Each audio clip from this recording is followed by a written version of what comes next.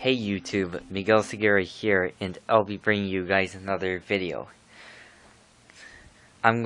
Welcome to the brand new series, and that is the new series I'm going to be calling. It is Miguel Oseguera Console Classics.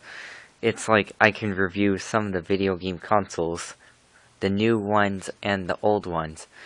That looks like the consoles from 1972 to the present.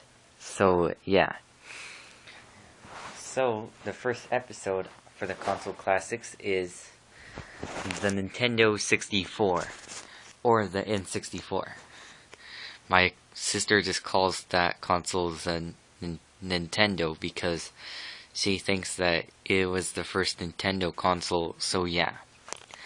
Okay, so the Nintendo 64, it was launched in 1996 as one of its main competitors between the Sony's PlayStation 1, or the original PlayStation, the Sega Saturn, and of course the Atari Jaguar.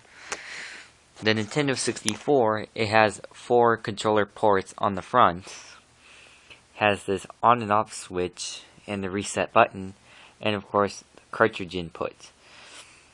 So yeah, Nintendo 64 has to switch to cartridges for its 32-bit era because due to its piracy issues. So yeah, this thing right here, it's like where you save your games to primarily, and it has this logo right here.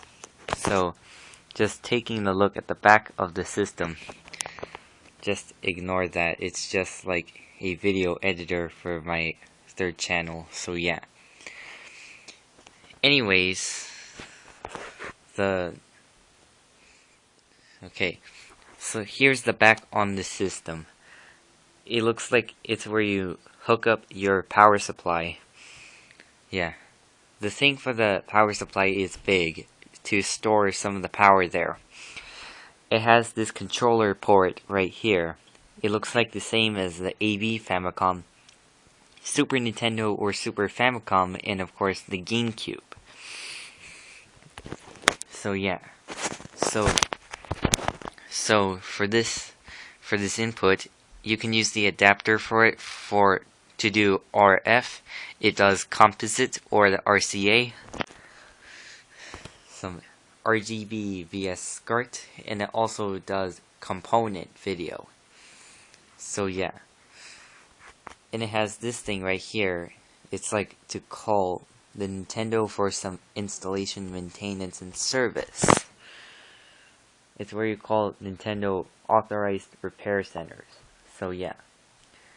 So I'm just gonna be looking at the controller. So when the system first launched,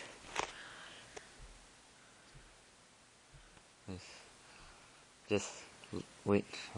It came with this controller. It looks like the absolute beast of the controller.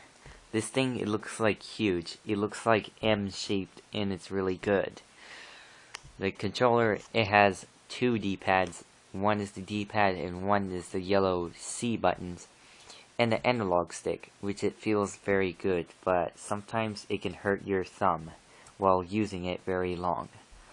And it has 2 face buttons, the B and A buttons, the start button, and I'm going to be showing you on the back of the Nintendo 64 controller.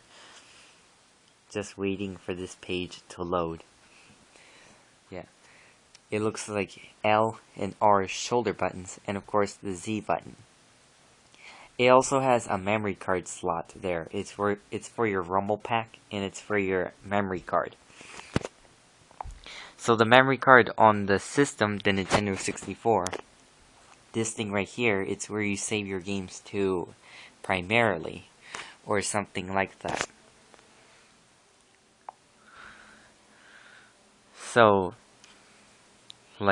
because some of people who hate this controller thinks that this controller looks garbage, but yeah, if they don't want this controller, they can use its own Japanese modeled controller, which is the HoriPad Mini 64. The Japanese, it was made by Hori, known for like the company that makes